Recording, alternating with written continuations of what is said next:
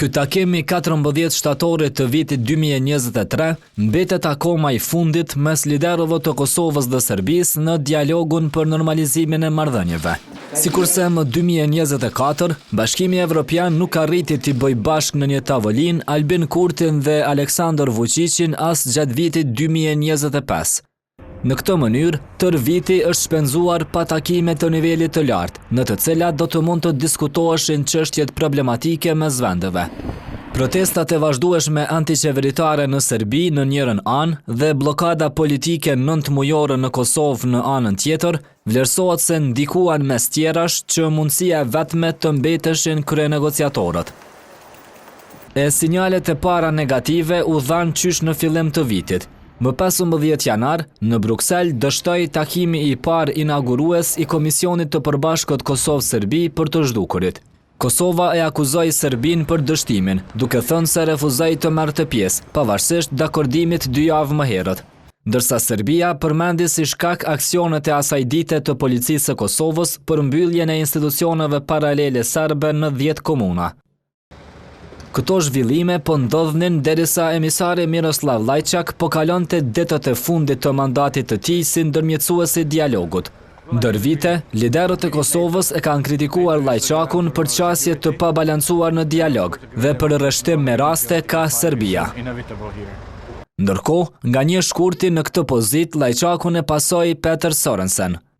Takimin e parë njoftues me kryeministrin e Kosovës Albin Kurti, diplomati danez e zhvilloi pas 13 ditësh në Myni, në kuadër të konferencës së sigurisë.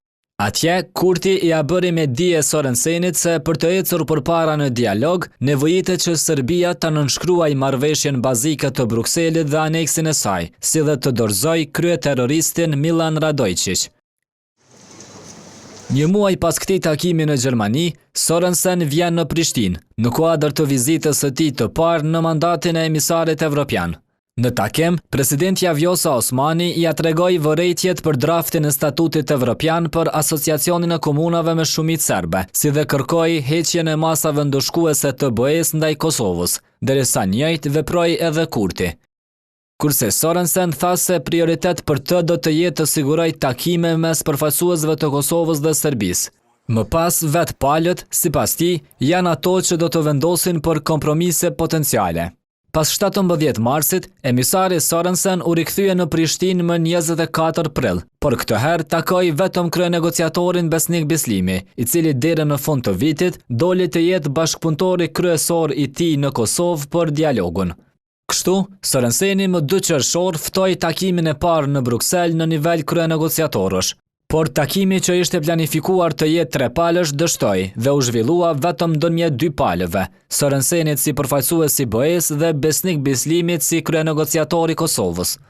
Kjo pasi sipas Bislimit, delegacioni i Serbisë nuk mbërriti me kohë shkaku i vonesave gjatë udhëtimit. Sidoqoftë, përpjekja e radhës u bë pas 8 ditësh.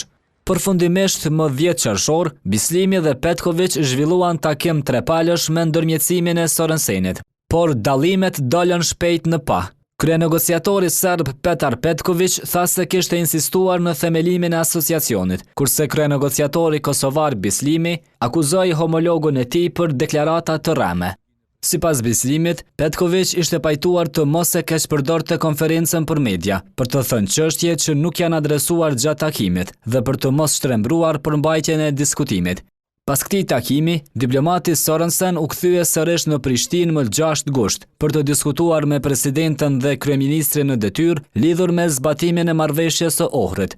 E takimi i radhës mes kryenegociatorëve u zhvillua në Bruksel më 11 shtator, por as ky nuk solli përparim. Kosova kërkoi zbatimin e marrëveshjeve, kurse Serbia krijimin e asociacionit.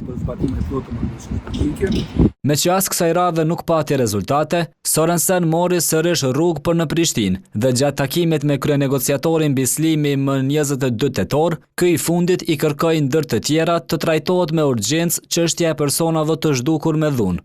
Pavarësisht përpjekjeve të BE-s, dialogu Kosovë-Serbi mbetet i bllokuar, ndërsa palët vazhdojnë të qëndrojnë në pozicione të kundërta.